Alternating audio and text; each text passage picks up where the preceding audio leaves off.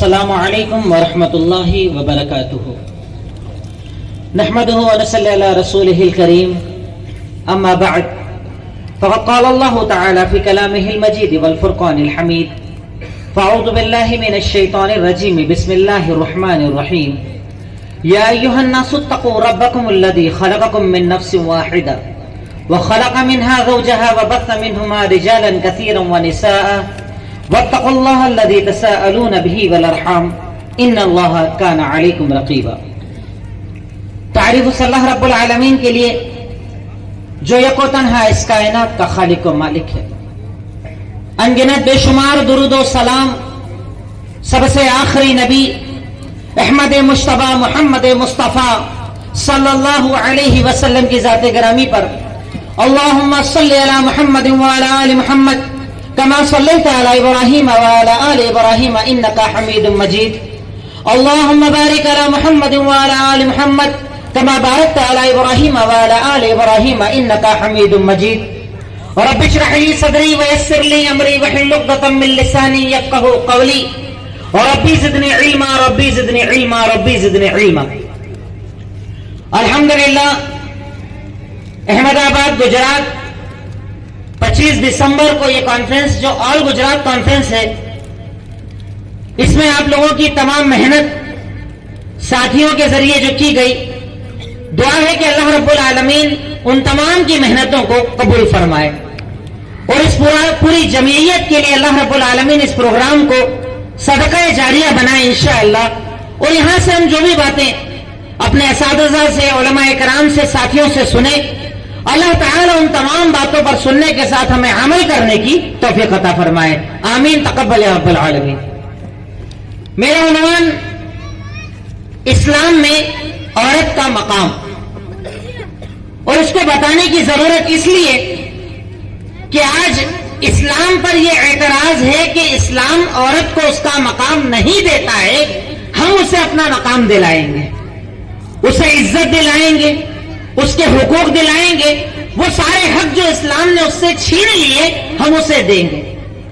مختصر سا عنوان پوائنٹس کی شکل میں اگر ہم بات رکھیں تو انشاءاللہ سب سے پہلی چیز کہ جب اسلام کے بارے میں یہ کہا جائے کہ اسلام عورت کو اس کے ادھیکار، اس کے حقوق، اس کے رائٹس نہیں دیتا، تو اسلام سے پہلے عورت کے حالات کیا تھے؟ ابھی شیخ محترم نے کئی باتیں آپ کے سامنے رکھی کہ جس عرب میں محمد الرسول اللہ صلی اللہ علیہ وسلم کو نبی اور رسول بنا کر بھیجا گیا، اس عرب کے حالات یہ کہ وہاں پر بچی پیدا ہونے پر اسے زندہ دفن کر دیا جاتا تھا، یہاں تک کہ عورت کو جینے کا حق دیا۔ مسند احمد کی روایت، اللہ کے نبی صلی اللہ علیہ وسلم نے صرف حق نہیں دیا، بچی کے پیدا ہونے اور اسے بڑا کرنے پر ماں باپ کو جنتی تک بتا دیا۔ اللہ کے نبی صلی اللہ علیہ وسلم کا فرمان کہ من کانت لہو ثلاث بنات، اگر کسی انسان کے پاس 3 بیٹیاں ہوں، وہ ان بیٹیوں پر رحم کرے، ان کی کفالت کرے، انہیں بڑا کرے، اللہ رب العالمین اس کی جنت کو واجب کر دیتا ہے۔ سوال کیا اگر 2 بچیاں ہوں، کہا 2 بچیوں پر بھی اللہ جنت واجب کرتا ہے۔ صحابہ کہتے ہیں اگر ہم سوال کرتے ایک بچی کے بارے میں، اللہ کے نبی کہتے ایک بچی کو بھی اگر ماں باپ نے بڑا کر دیا، تربیت کر دی، اسے جوان کر دیا، رب العالمین انہیں جنتی بنا دیا۔ صرف جینے کا حق نہیں دیا، اسے جینے پر ثواب عطا کیا، اسے زندہ رکھنے پر ثواب دیا، اسے پڑھانے پر ثواب دیا، اسے بڑا کرنے پر ثواب دیا۔ اسلام نے عورت کو سب سے پہلے جینے کا حق دیا کہ جیسے آپ بچے کو عزت کے ساتھ بڑا کرتے ہو، اسے مقام دیتے ہو، مرتبہ دیتے ہو، اس کی تعلیم کا انتظام کرتے ہو، ویسے ہی بچی کا حق ہے کہ جیسے بچہ جیتا ہے ویسے بچی کو بھی اسلام نے جینے کا حق ادا کیا۔ دوسرے نمبر پر اسلام میں مرد اور عورت پر عمل کے اعتبار سے کوئی فرق نہیں، دونوں کو برابری شریعت نے عطا کی۔ اللہ تعالیٰ قرآن میں ارشاد فرماتا ہے کہ من عمل صالحا من ذکر او انثی، کوئی بھی نیک عمل، کوئی بھی نیکی، کوئی بھی عبادت، چاہے نماز، روزہ، زکوٰۃ، حج، صدقات، خیرات، جو بھی نیک عمل چاہے مرد کرے چاہے عورت، مرد نیکی کرے، مرد عبادت کرے، مرد نماز پڑھے، روزہ رکھے، جیسے اللہ رب العالمین اسے بدلہ دیتا ہے ویسے ہی اللہ تعالیٰ عورت کو بھی بدلہ دیتا ہے۔ انہیں زندگی بہترین دے گا، ان کے عمل کا اجر عطا کرے گا، انہیں نیکیاں عطا کرے گا۔ یعنی اسلام نے عورت کو عمل میں برابری کا حق دیا، اسے حقیر نہیں بتایا، اسے چھوٹا نہیں بتایا، اور اپنی کوالٹی بتانے کے لیے کمپیریزن کرنا ضروری نہیں ہوتا، لیکن چونکہ آج اسلام پر اعتراض ہے اس لیے آپ کمپیئر کریں کہ غیروں نے کیا دیا اور اسلام نے عورت کو کیا دیا۔ برابری کا حق، وہ عبادت کر سکتی ہے، وہ نماز پڑھ سکتی ہے، وہ تلاوت کر سکتی ہے، وہ روزہ رکھ سکتی ہے، وہ نیکیاں کر سکتی ہے، ہر نیک کام جو مرد کرتا ہے اگر عورت کرے اللہ رب العالمین اسے برابری کا درجہ دیتا ہے۔ عمل میں برابری کا درجہ، نیکیوں میں برابری کا درجہ، ثواب میں برابری کا درجہ، اللہ رب العالمین نے عورت کو یہ مقام دیا کہ جیسے مرد کو ثواب ویسے ہی اللہ رب العالمین عورت کو بھی ثواب عطا کرتا ہے۔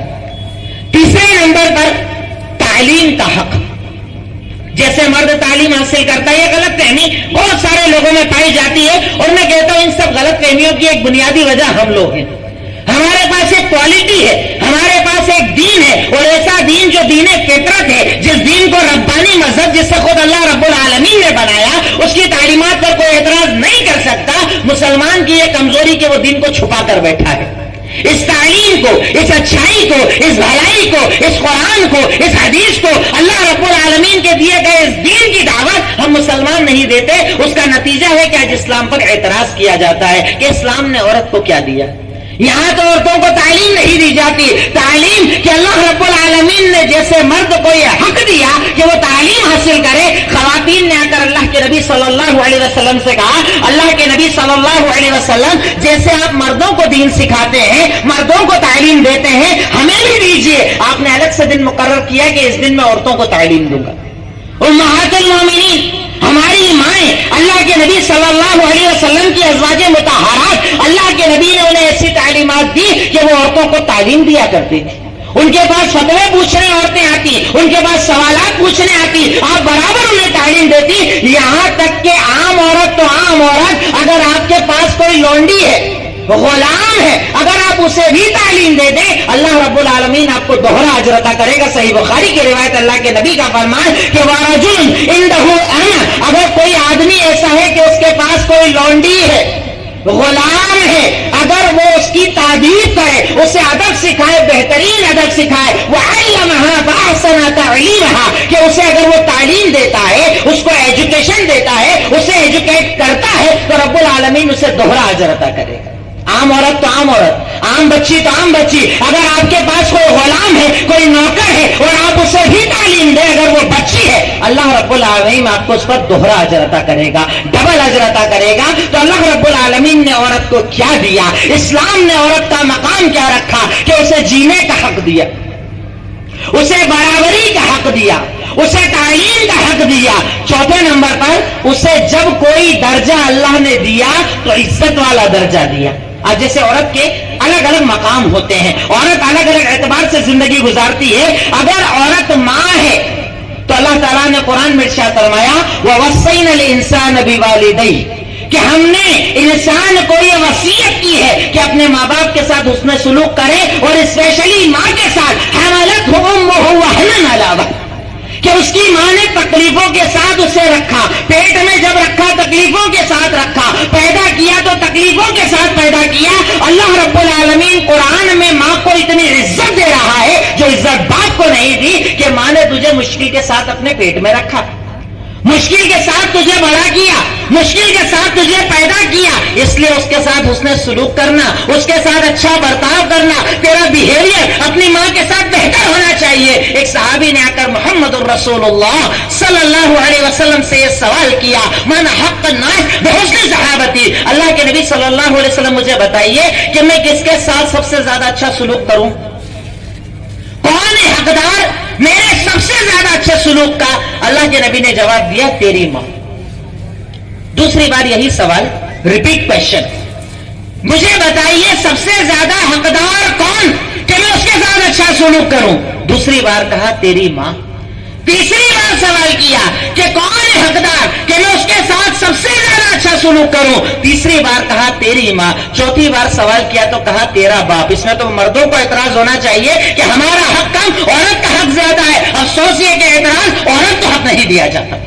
جب اللہ نے اسے ماں بنایا تو ماں کے لیے حکم دے دیا وَقَضَىٰ رَبُّكَ أَلَّا تَعْبُدُوا إِلَّا إِيَّاهُ وَبِالْوَالِدَيْنِ إِحْسَانًا کہ تیرے رب نے فیصلہ کر دیا ہے اس کے سوا کسی کی عبادت نہ کرو، ماں باپ کے ساتھ اس نے سلوک کرو، اگر ان دونوں میں سے کوئی ایک یا دونوں بوڑھے ہو جائے ان کے ساتھ اس نے سلوک کرو، انہیں اف تک نہ کہو، اف کا جملہ ان کے سامنے مت کہو، وَاخْفِضْ لَهُمَا جَنَاحَ الذُّلِّ مِنَ الرَّحْمَةِ اور ان کے سامنے اپنے رحمت کے بازوؤں کو کھول لو، رحمت کے ساتھ پیش آؤ، محبت کے ساتھ پیش آؤ، اخلاق کے ساتھ پیش آؤ۔ یعنی خاص طور پر ماں کے لیے اللہ تعالیٰ نے قرآن میں، اللہ کے نبی نے احادیث میں اس کے مقام کو بتایا کہ جب ہم نے عورت کو ماں بنایا تو اس کے درجے کو بہت اوپر کر دیا۔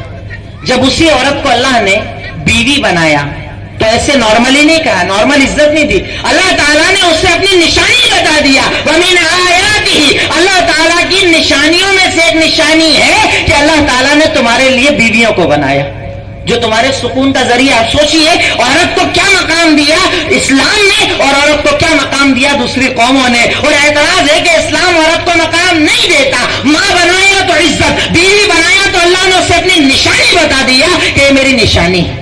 نشانی مطلب اللہ کی قدرت کی دلیل ہے، اللہ تعالیٰ کے انعامات، اللہ تعالیٰ کے احسانات۔ اللہ کہتا ہے میری نعمتوں میں سے ایک نعمت میں نے عورت کو بنایا ہے جب وہ بیوی بن جاتی ہے۔ کسی شوہر کی عزت، کسی کے باپ کا غرور، کسی بیٹے کی عزت، اللہ رب العالمین نے جب اسے بیوی بنایا تو مردوں کو یہ حکم دیا استوصوا بالنساء خیرا، عورتوں کے ساتھ اچھا سلوک کرو، ان کے ساتھ اچھی طریقے سے پیش آؤ۔ یہاں تک کہ مرد کو ذمہ دار بناتے ہوئے ارشاد فرمایا کہ جو تو کھاتا ہے اسے کھلا، جو تو پہنتا ہے اسے پہنا، اس کے ساتھ اس نے سلوک کر، اس کے ساتھ برا سلوک مت کر۔ اس سے پتہ چلتا ہے کہ اسلام میں اگر آپ اپنے آپ کو مسلمان مانتے ہیں، اگر آپ قرآن کو ماننے کے دعوے دار ہیں، اگر آپ احادیث کو ماننے کے دعوے دار ہیں، تو آپ کے لیے ہرگز یہ بات صحیح نہیں کہ آپ روزانہ ہوٹل پر کھانا کھائیں اور بیوی گھر کا کھانا کھائیں۔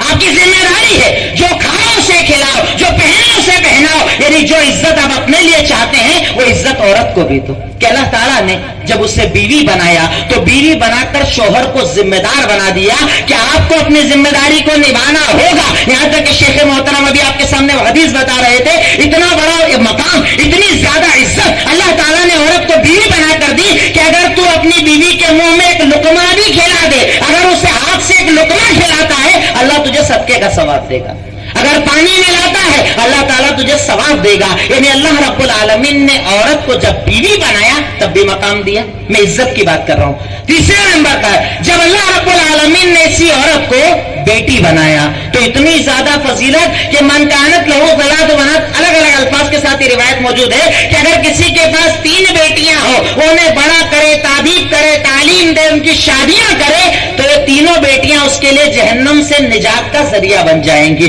جہنم کی آگ سے نجات کا ذریعہ بن جائیں گی۔ اللہ رب العالمین ایسے باپ کو، ایسی ماں کو انشاءاللہ جہنم کی آگ سے بچا لے گا جو اپنی بیٹی کو عزت دیتے ہیں۔ بیٹی بنایا تو عزت، ماں بنایا تو عزت، بیوی بنایا تو عزت، بہن بنایا تو عزت۔ جس مقام پر اللہ رب العالمین نے اسے رکھا اس مقام پر اسے عزت کا حق دیا کہ جیسے عزت مرد اپنے لیے چاہتا ہے کہ باپ کو عزت دو، بھائی کو عزت دو، بیٹے کو عزت دو، اللہ رب العالمین نے وہی مقام، بلکہ کئی مرتبہ نظر آتا اس سے زیادہ مقام اللہ رب العالمین نے عورت کو دیا۔ ہر درجے پر، ہر رشتے میں جب وہ رہی اللہ رب العالمین نے اس کا کوئی نہ کوئی ذمہ دار بنایا، کہیں باپ ذمہ دار، کہیں بھائی ذمہ دار، کہیں شوہر ذمہ دار۔ یہ عورت کو عزت نہیں دی تو اور کیا دیا، عورت کو مقام نہیں دیا تو کیا دیا کہ اللہ رب العالمین نے جب اسے جس جگہ پر رکھا عزت دی، اس کے مقام کو اونچا رکھا۔ ایک اور حق جو شریعت نے اسے دیا، نکاح کرنے کا حق۔ نکاح کرنے کا حق اسلام میں ایسی زبردستی نہیں کہ باپ آئے اور زبردستی نکاح کر دے۔ اگر عورت سیدہ ہے یعنی اس کا دوسرا نکاح ہو رہا ہے تو وہ خود اپنا اختیار رکھتی ہے نکاح کرنے کا، لڑکا پسند آتا ہے نہیں آتا اس کا حق اسے دیا، اور اگر وہ کنواری ہے تو باپ کو ولی بنایا، بھائی کو ولی بنایا۔ ولایت کا مطلب تمہارا کام ہے چیک کرنا، نکاح کا حق اسے ہے، اس سے سوال کیا جائے گا، اس سے پوچھا جائے گا، اس کی اجازت لی جائے گی، اسے پسند ہے کہ نہیں ہے اسے جانا جائے گا. یعنی شریعت نے اسے نکاح کا حق دیا. کئی لوگ ہمارے اعتراض کرتے ہیں کہ آپ کے یہاں پر تو بنا ولی کے نکاح ہی نہیں ہوتا ہے، ولی رکھا جاتا ہے. تو آپ ولایت کا مطلب تو سمجھے کہ ولی ہونے کا مطلب کیا ہے؟ ولی ہونے کا مطلب یہ تو آدمی کے اوپر ذمہ داری ڈالی کہ عورت گھر کے باہر نہیں جاتی، عورت لوگوں کو آسانی سے نہیں پہچان پاتی، وہ اچھے برے کا فرق نہیں جان پاتی. اگر آپ بھائی ہو، باپ ہو، بڑے ہو، آپ کا کام ہے لڑکیوں کو چیک کرنا، اس کا اخلاق کیسا ہے، اس کا کردار کیسا ہے، اس کا انداز کیسا ہے، اس کا کاروبار کیسا ہے، وہ بولتا کیسے ہے، عبادت کرتا ہے کہ نہیں کرتا ہے.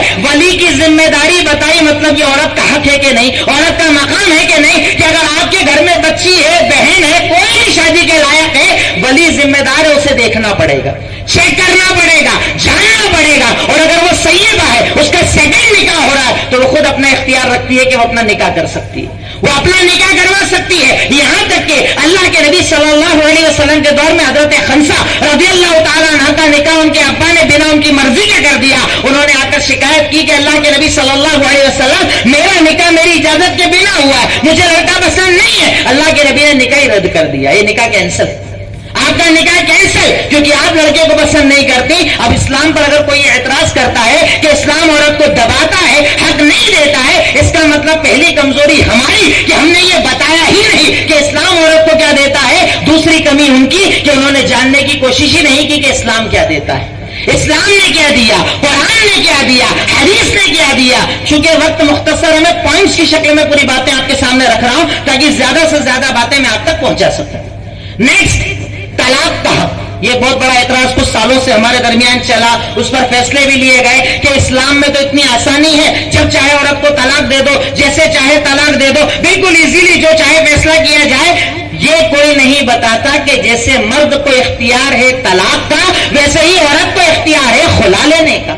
مرد اگر طلاق دے سکتا ہے، عورت خلا لے سکتی ہے، طلاق کی ڈیمانڈ کر سکتی ہے. اسی لیے یہاں پر بچیوں کو جلایا نہیں جاتا، انہیں پھانسی پر نہیں چڑھنا پڑتا کہ ایک بار شادی ہو گئی کام ختم. یہاں پر آپشن دیے جاتے ہیں، پہلے چیک کرو، جانو، سمجھو، پہچانو، جتنا ممکن ہے رشتہ نبھاؤ. اگر نبھانے کی طاقت نہ ہو، اگر برداشت نہ ہو پائے، غلطیاں زیادہ ہو، کمیاں زیادہ ہو، مرد طلاق دے سکتا ہے، عورت خلا لے سکتی ہے، دونوں کو اختیار ہے. عورت کو اتنا بڑا حق دیا کہ وہ ڈیمانڈ کر سکتی ہے کہ میں اس کے ساتھ رہنا نہیں چاہتی، شوہر بہتر نہیں ہے، حق ادا نہیں کرتا ہے، آپ میرا طلاق کروا دیجئے. قاضی ان کا طلاق کروائے گا. خلا کا عورت کو حق دیا گیا. اس کے بعد اسلام پر یہ اعتراض کہ اسلام عورت کو حق نہیں دیتا، اسلام عورت کے حقوق پورے نہیں کرتا. اس کی وجہ یہ کہ اسلام نہ ہم نے جانا نہ لوگوں تک پہنچایا. افسوس کہ ہماری قوم کا عالم یہ ہے کہ یہاں پر صرف رمضان ایمان زندہ ہوتا ہے، رمضان اسلام زندہ ہوتا ہے، نمازیں قائم ہو رہی ہے، تہجد کا اہتمام ہے، مسجدیں فل ہیں، دکان کے باہر بورڈ لگے ہیں کہ نماز کے ٹائم دکان بند رہے گی. اس کا مطلب کہ صرف رمضان میں نماز پڑھنا ہے، بعد میں نماز نہیں پڑھنا ہے. خوب ٹوپیاں لگی ہے، کرتے پاجامے لگے ہیں، پروگرامس ہو رہے ہیں، تقریریں ہو رہی ہیں، اس کے بعد سب ختم. ہم اپنے آپ کو یہ ثابت کرتے ہیں کہ ہم رمضانی مسلمان ہیں، جبکہ مسلمان 24 گھنٹے مسلمان رہتا ہے. یہ دین اللہ تعالیٰ کی ایک بہت بڑی نعمت ہے جسے پھیلانا، بتانا، دعوت دینا یہ ہم تمام کی ذمہ داری ہے، ہم سب کی ذمہ داری ہے. مولوی صاحب، حافظ صاحب، عالم صاحب کا صرف کام نہیں، ہر مسلمان ذمہ دار ہے کہ وہ دین لوگوں تک پہنچائے. اب اگر ہم طلاق کی بات کریں تو طلاق تک جانے کے راستے کو شریعت نے کتنا مشکل رکھا ہے. ایسا ہے کہ ایزیلی آپ گئے، آپ نے طلاق دے دیا. اگر ایسا کوئی کرتا ہے تو وہ جاہل ہے، وہ دین نہیں جانتا. اسلام نے عورت کی عزت کو اتنے اوپر رکھا کہ اللہ تعالیٰ قرآن کے اندر کہتا ہے کہ اگر اختلاف ہو رہا ہے تو اس کے پہلے اسٹیپس لینا پڑے گی، ڈائریکٹ طلاق نہیں ہوتا. سب سے پہلے فعظوہن، پہلے عورت کو سمجھاؤ، نصیحت کرو، پیار سے ڈانٹ کے سمجھانے کی کوشش کرو کہ آپ میں غلطی، آپ اسے ختم کر لیجئے، یہ نہیں ہونا چاہیے، یہ کام کرنا چاہیے. اگر اس پر نہ مانے، فرسٹ اسٹیپ آپ نے کلیئر کر لی، عورت نے نہیں مانا، تو سیکنڈ نمبر پر آپ ہلکی مار سکتے ہیں، ہلکے انداز میں مار کر اسے سمجھا سکتے ہیں. اس پر بھی نہ مانے، تھرڈ اسٹیپ بستر الگ کرنے کا حکم دیا گیا کہ مرد عورت کے ساتھ نہ سوئے، اسے سزا دے کہ آپ کو یہ عمل نہیں کرنا چاہیے جو آپ کر رہے ہیں. تھرڈ اسٹیپ بھی کلیئر ہو جائے. فورتھ اسٹیپ دو لوگوں کو بٹھایا جائے، लड़की के घर से एक आएगा, लड़के के घर से एक आएगा, दोनों मिलेंगे, बैठेंगे, समझेंगे, समझाएंगे, उसके बाद गुंजाइश निकालेंगे कि दोनों वापस साथ रह सके, दोनों के दरमियान तलाक ना हो। लेकिन अगर ये चारों ऑप्शन खत्म हो जाएं, मिलाव की गुंजाइश ना हो, तो पांचवें नंबर पर कहा कि आप एक तलाक दो। बीवी से कहो मैं आपके साथ नहीं रह सकता, मैं आपको तलाक दे रहा हूं, पर उसके बाद भी कहा उसे घर में रखना पड़ेगा, भगा नहीं सकते। क्यों? अल्लाह ताला कुरान में कहता है कि जब वो तुम्हारे सामने रहेगी, वक्ती तौर पर गुस्सा हो सकता है, तुम्हें गुस्सा आ रहा है, अभी तुम गुस्सा कर रहे हो, 2-4-5 दिन हो सकता है उसकी अच्छाई नजर आए, उसकी भलाई नजर आए, अरे तो घर का काम भी करती है, घर वालों को भी संभालती है, बच्चों को संभालती है, जिम्मेदारियां पूरी करती है। हो सकता है कुछ दिन बाद अल्लाह ताला कहता है लअल्लल्लाहु युहदिसु बअद ज़ालिका अमरा, हो सकता है कि अल्लाह रब्बुल आलमीन इसके बाद भी गुंजाइश पैदा कर दे। एक तलाक देकर 1 महीने इंतजार, फिर दूसरा तलाक, फिर इंतजार, फिर तीसरा तलाक, फिर इंतजार, 3 महीने के बाद तलाक का पूरा प्रोसेस होता है। बताओ अगर इतना सारा प्रोसीजर फॉलो किया जाए तलाक होगा? तलाक कोई देगा? समझाना है, डांटना है, मार के समझाना है, बिस्तर अलग करना है, हकम बिठाना है, फिर 1, फिर 2, फिर 3, इतने लंबे प्रोसेस में तो सारे इख्तिलाफ ही खत्म हो जाएंगे। औरत को क्या हक दिया इस्लाम ने? किस दर्जे पर अल्लाह रब्बुल आलमीन ने उसे रखा? यहां तक कि अल्लाह के नबी सल्लल्लाहु अलैहि वसल्लम के दौर में एक मशहूर मामला होता है मुगीस और बरीरा का। दोनों के दरमियान अलग होने की बात हो जाती है। मुगीस बड़ी मोहब्बत करते हैं, बरीरा के पीछे पीछे चलते हैं, वो चाहते हैं कि बरीरा उनसे अलग ना हो। अल्लाह के नबी सल्लल्लाहु अलैहि वसल्लम नबी है, रसूल है, हाकिम है, जिम्मेदार है, पर आपने औरत पर जबरदस्ती की? हरगिज़ नहीं। आपने औरत को बुलाया, आपने बरीरा को बुलाया और सिर्फ एक बात कही कि तू चाहे लौ राजाती ही, अगर उसके साथ वापस रह ले तो बेहतर है, उसके साथ वापस रह ले। बरीरा ने एक सवाल किया, अतामुरनी, अल्लाह के नबी सल्लल्लाहु अलैहि वसल्लम आप जो ये बात कह रहे हैं, क्या आप मुझे ऑर्डर दे रहे हैं? क्या आप मुझे ऑर्डर दे रहे हैं कि मुझे साथ रहना चाहिए उसी आदमी के?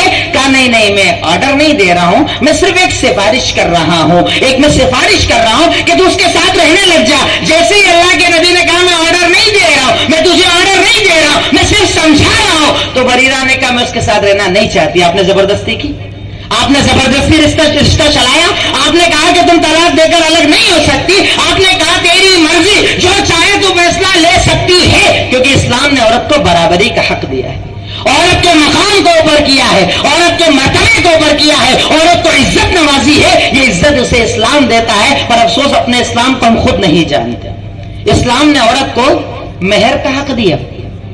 अब मेहर में वो चाहे जो मांग सकती है, कोई लिमिटेशंस नहीं। मेहर मतलब कि निकाह के वक्त औरत एक डिमांड करेगी कि मुझे आपसे इतना चाहिए, शौहर उससे बात करने के बाद घर वाले जो तय कर ले, जितनी शौहर की ताकत, जितनी औरत मांग ले, न ज्यादा की कोई लिमिट न कम की कोई लिमिट। पर शरीयत ने कहा वातुन्निसा सदकातुहुन्ना निहला, कि औरतों को उनकी मेहर खुशदिली से अदा कर दिया करो, निकाह के बाद अदा कर दिया करो, रात गुजारने के पहले अदा कर दिया करो। यह हक सिर्फ उसे इस्लाम ने दिया कि उसे मेहर अदा की जाएगी, उसे मेहर दिया जाएगा, जो मांगे अदा किया जाएगा, जो डिमांड करने दिया जाएगा, यह हक उसे इस्लाम ने दिया। इस्लाम के अलावा कहीं यह हक नहीं दिया गया। आज इस्लाम पर एतराज है कि वो औरत को अधिकार नहीं देता, औरत को राइट्स नहीं देता। औरत को इस्लाम ने विरासत का हक दिया। बाप का इंतकाल हो गया, प्रॉपर्टी छोड़कर गया है, चाहे कितने की प्रॉपर्टी हो, अल्लाह ताला ने कुरान में इरशाद फरमाया लिर्रिजाल नसीबुन, जैसे मर्द के लिए हक है उसके माँ बाप की प्रॉपर्टी में, वैसे ही औरत के लिए हक है उसके माँ बाप की प्रॉपर्टी। इसे भी कई लोग गलत अंदाज में पेश करते हैं, अरे इस्लाम कहां बराबरी देता है, औरत को आधा मर्द को पूरा देता है। पर अब यहां देखो कि औरत को तो वैसे, मर्द को तो वैसे ही जिम्मेदार बनाया है, खाना खर्चा कपड़ा सब मर्द को चलाना है, उसके बाद भी औरत को आधा देना पड़ेगा। आप खा नहीं सकते, रख नहीं सकते। बहन का हक, बेटी का हक माँ बाप की विरासत में जैसे मर्द को दिया जाएगा वैसे औरत को दिया जाएगा। ये औरत को अधिकार नहीं दिया तो और क्या दिया कि शरीयत ने, इस्लाम ने उसे ये मकाम अता किया है कि जैसे मर्द को विरासत दी जाएगी, औरत को विरासत में हक दिया जाएगा, क्योंकि इस्लाम बराबरी चाहता है। इस्लाम औरत को उसका मकाम देना चाहता है, इस्लाम औरत को उसका अधिकार देना चाहता है, इसलिए शरीयत ने उसको उसका हक दिया। अगला हक, मर्द को औरत पर जिम्मेदार बनाया, हर जगह उसे संभाले, اس کی حفاظت کرے, اس کو اپنے ساتھ رکھے, اس کی ضرورتوں کو پورا کرے. کہ اللہ تعالیٰ نے قرآن میں ارشاد فرمایا کہ الرجال قوامون علی النساء, کہ ہم نے مرد کو عورت پر ذمہ دار بنایا ہے. کوئی جہیز نہیں لے گا, وہ کوئی سامان کی ڈیمانڈ نہیں کرے گا. وہ ایک باپ نے اپنی بچی کو جوان کیا ہے, بڑا کیا ہے, ہر شر سے بچایا ہے, ہر نظر سے بچایا ہے. اب مرد کی ذمہ داری کہ صرف اس بیٹی کو لے کر جائے, نہ کہ اس کے پیچھے سامان لے کر جائے, کیونکہ ذمہ دار آدمی ہے نہ کہ عورت. آپ ذمہ دار ہیں اس کے کھانے کے, کپڑے کے, گھر کے, رہائش کے, ہر فیسلٹی جو آپ افورڈ کر سکتے ہیں آپ کو عورت کو دینا پڑے گا, کیونکہ شریعت نے عورت کو اتنا اونچا مقام دیا ہے کہ جب اس کا نکاح ہوگا تو ذمہ دار, نکاح کے پہلے ذمہ دار باپ اور بھائی, اگر نکاح ہو گیا تو اس کا ذمہ دار اس کا شوہر ہے. ہر ضرورت پوری کرنا, جتنی اس کی طاقت ہے, جتنی اس کی وسعت ہے, جتنا اس کا کاروبار اور پیسہ ہے, جتنا اسٹیٹس وہ دے سکتا ہے اسے دینا پڑے گا. ایسا نہیں کہ خود تو میں نارمل زندگی جیوں اور عورت کو کوئی فیسلٹی نہ دوں. شریعت نے عورت کو یہ حق دیا ہے کہ مرد اس کا ذمہ دار ہے. اب دیکھیے ہر جگہ اللہ رب العالمین نے عورت کو اتنا اونچا مقام دیا کہ اسے شیڈو دیا ہے, اسے ایک سایہ دیا ہے, ہر جگہ اس کی حفاظت کرنے والے دیے. جس کی ایک نارمل مثال آپ دے سکتے ہیں, جیسے ہم موبائل فون یوز کرتے ہیں, نارمل موبائل کی پیڈ والا آدمی ایسے ہی چلاتا ہے, لیکن اگر ذرا مہنگا موبائل خرید لے, 15-20-25 ہزار کا موبائل خریدے, سب سے پہلے ہم کہاں پر جاتے ہیں؟ ایسیسریز کی دکان پر. بیک کور, فرنٹ کور, اسکرین گارڈ, بف گارڈ, جو ہماری طاقت ہو. مقصد ہوتا ہے قیمتی چیز کو چھپانا, اسے حفاظت میں رکھنا. شریعت عورت کو اتنا زیادہ قیمتی مانتی ہے, اس لیے اسے پردے کا حکم دیا, کیونکہ وہ بہت قیمتی ہے, وہ قیمتی سامان ہے. شریعت نے پردہ لگا کر اس کی عزت کو کم نہیں کیا, اس کی عزت کو بڑھایا ہے, کیونکہ کور میں اس چیز کو رکھا جاتا ہے جس کی حفاظت کرنی ہو, جس کی حفاظت نہیں کرنا اسے اوپن رکھا جاتا ہے. شریعت نے عورت کو اتنا اونچا مقام دیا کہ مرد کو ذمہ دار بنا دیا کہ آپ کو اس کی حفاظت کرنا ہوگی, آپ کو اس کے حقوق ادا کرنے ہوں گے, آپ کو اس کے کھانے پینے رہنے کا انتظام کرنا ہوگا, کیونکہ اللہ رب العالمین آپ سے اس بارے میں سوال کرے گا. یہاں تک کہ اللہ تعالیٰ نے قرآن میں ارشاد فرمایا کہ قوا انفسکم واہلیکم نارا. مرد کی ذمہ داری ہے, شوہر کی, باپ کی, بھائی کی ذمہ داری ہے کہ خود اپنے آپ کو بھی بچائے اور اپنے گھر والوں کو بھی بچائے. گھر والوں میں سب سے پہلا حقدار کون؟ بیوی.